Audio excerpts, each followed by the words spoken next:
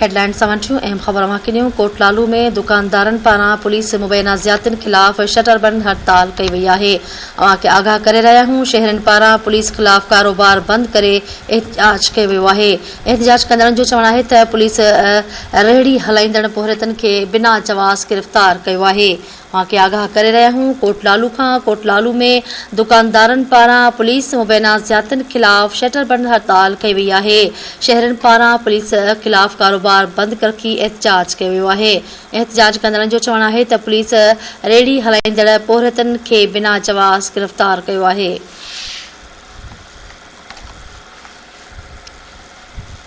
अवांखे आगाह कयूं पिया, कोटलालू में दुकानदारन पारां पुलिस जी मुबैना ज़ियादतिन खिलाफ़ एहतजाजी मुज़ाहिरो कयो वियो आहे ऐं शटर बंद हड़ताल कई वई आहे। शहरन पारां पुलिस खिलाफ़ कारोबार बंद रखी एहतजाज कयो वियो आहे। एहतजाज कंदड़न जो चवणु आहे त पुलिस रेहड़ी हलाईंदड़ पोहरतन खे बिना जवाज़ गिरफ़्तार कयो आहे।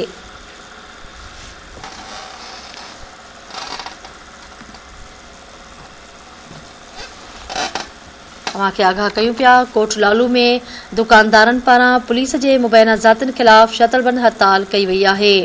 शहरन पारां पुलिस खिलाफ़ कारोबार बंद रखी एहतजाज कयो वियो आहे। जॾहिं त एहतजाज कंदड़न जो चवणु आहे त पुलिस रेहड़ी हलाईंदड़ पोहरतन खे बिना जवाज़ गिरफ़्तार कयो आहे।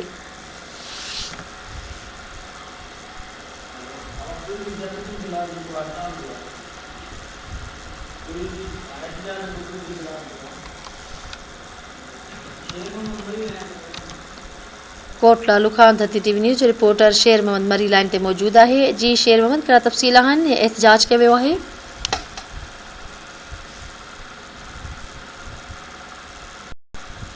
जी